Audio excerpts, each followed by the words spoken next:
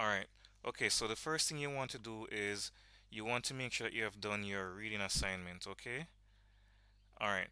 So, um, have you started the reading assignment already? Okay, great. All right. So, for the reading assignment, okay, just stay on the first question. All right, you're going to be given the topic, and it will usually tell you to download and install certain things. So if you look in the task area, you'll see it's telling you to download and install a working Python environment. All right. Have you downloaded a Python environment already? You have? Okay, great. All right. Okay, using ideally shell. Okay. There's another one that you can use. Can you click on a new tab? I'm going to show you another one that you can use since we're using your screen right now. All right. So you can type in PyCharm in a Google search. It's PYCHARM. PY, not pie as in food. You're thinking about food right now. PyCharm, so PYCHARM. PyCharm, and you can type the word. Well, you don't have to type download. That's fine. Not Python. PyCharm. The name of the editor is called PyCharm, and you use it to compile Python code. Let me type it in the chat in case you're not figuring out how to spell it. There is the spelling. You look in the chat. I spelled it for you.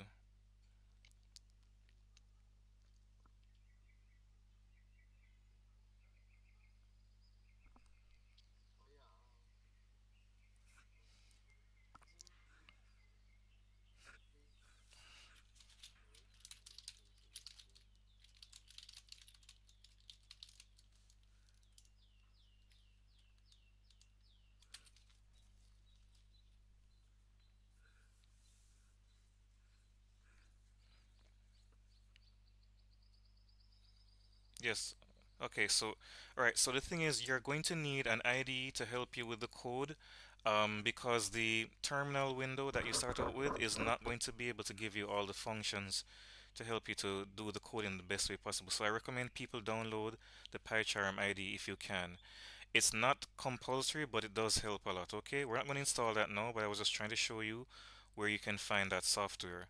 The other one that we use is called Replit.com, which I highly recommend for both the CS1101 and CS1102 persons. So on Replit.com, you can create an account. Yasin, can you tell me if you have a Replit.com account already? I'm not sure if you've been following the videos early that I've been sending. All right, good. So here's a screen. Can you just hold on a second there, let people get used to the screen there? Now, Replit.com is a good way for you to code as well, and you can use it for both Java and Python. So this will work for all students that are listening to me now. So you can click sign up in the top right and just use your Google account, and it works great. All right, take time, man. Don't move so fast, okay? If you move too fast, you'll miss stuff, all right? Can you just can you just click back and just show them where the Google, okay, sign up? Right. Oh, you already clicked on Google account. Well, it's pretty straightforward. So it starts off with the account. It's free. There's no need for you to pay anybody anything. So if you're asked to pay, then you're probably at the wrong site and you got scammed. All right. Now to start the code, you would click on create. So there's a button that says create, or you see something that says new REPL. Now if you pause right here, don't do anything, you notice that you can use Python or Java. All right. So for the CS1102 people, you would select Java. If you're doing CS1101, select Python. So I'm going to ask you, if you haven't done that yet and you're listening to me now, go on replit.com and create your account. All right, remember this is about environment and software setup. If you have done all of this before, just give us 5 minutes and we'll get back to you because I know some persons they have already started doing live classes with me already. All right, you can give it a particular title if you don't want to use that weird title that they give you at start. Yours is called Yearly Thrifty Data Mining, but you can give it a name that you will find more descriptive in the title area, but you don't have to change that. It's up to you, it's optional. So name it whatever you want and then you can click on Create REPL. All right, so for those doing CS1102, you're going to do the same thing. Name your Java REPL, whatever you want, and then click create. All right, so it will load up the online IDE. Okay, so that's how you install that one. Okay, all right. Okay, who here is doing CS1102? Can you just unmute your mic for me? Who here is doing CS1102? Are you there? Anyone?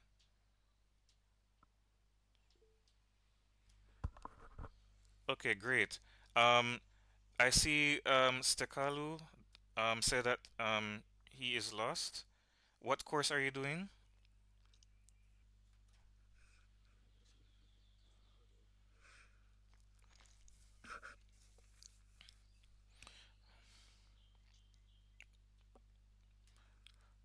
Oh, okay, so you're doing the discussion assignment. All right, so for this you need right. No, you're doing learning journal. The learning journal is due on Thursday. It might be better for you to start with the discussion forum or programming assignment, okay? Because those are due on Wednesday next week. Okay, okay. So here's the thing. You see the screen that you're looking at right now? You generally want to do them in the order they are because the discussion forum is due. Don't click yet. The discussion forum is due on Wednesday. If you see a programming assignment, they're usually due on Wednesday as well. And the learning journals are always due on a Thursday, so you get a little bit of extra time to do the journals, okay? So most people do that as the last thing because you have an extra day to do that. So the discussion forum is where you want to start. Yes.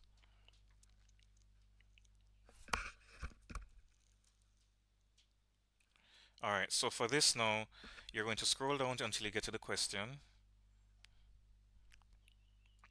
because you'll first have to post your assignment before you can comment on anybody's assignment. Yeah, that's how it works. You won't see anybody's. You'll be required to grade other persons, and them you grading them is a part of your grade. So if you don't grade persons, you'll lose a few marks. Not a lot, but you lose a bit. Okay, so they're asking you here to use your Python interpreter. Okay, and for this, I'm saying that you can use Replit.com. They do recommend in the textbook. Have you downloaded the textbook? You, okay.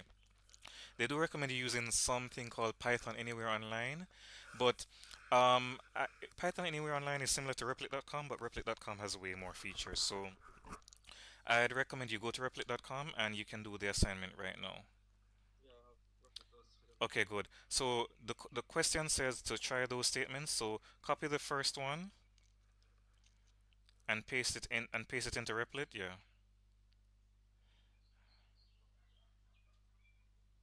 All right. So you're gonna click run without making any changes. That's okay. So you're gonna do a screenshot now because I'm not sure if you'll be having to you'll be needing to type up everything or if a screenshot will work. But or in your case here, do you have a Google Docs window open? Because you can just copy this out and use it as the same file to create your work for class. Just type docs.google. Yeah. And just copy the error message. Copy the code first. The print hello, yeah, yeah, copy the code so that we know that's the one that you tried and paste it in the Google Docs. When you're ready to submit the assignment, you can just simply copy and paste on the Moodle screen. All right, so you can paste that there. Press the enter key like twice, and then you can copy the error message as well because you'll need that. Okay, yeah, and paste that. All right. In terms of you'll need to type some words to explain what happened, but you can do that later. Okay, in your own time. Okay, so go to the next one and paste it in the Replit. That yes, yeah, 1/2. Yeah, delete that.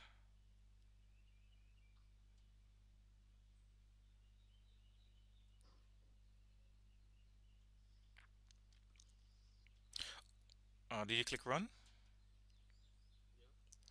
Oh, actually, okay, for this, how you use the interpreter style thing is you use the shell area. So just cut that thing from the main area, right, and then paste it over. No, no, delete it from the main.py and cut, yeah, and then paste it over in the shell, yeah. Yeah, right, right, right. And then press enter. I think you just press enter. Wait. Oh, press run. Let me see what happens again.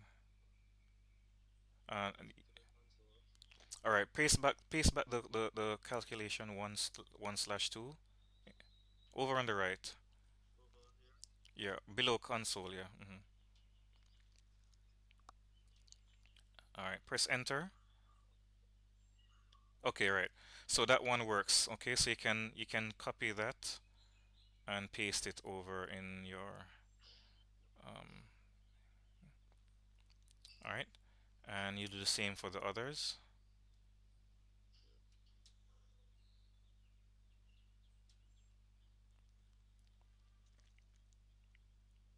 Right, you can paste it on the console. No, keep it in. You can keep it on the console, right?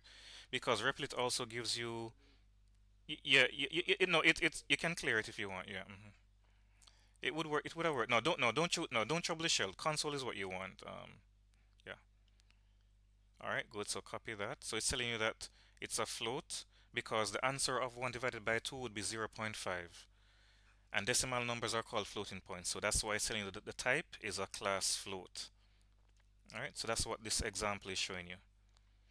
Because variables have different types. You have integers, you have string, you have floating points, you have character for single letters.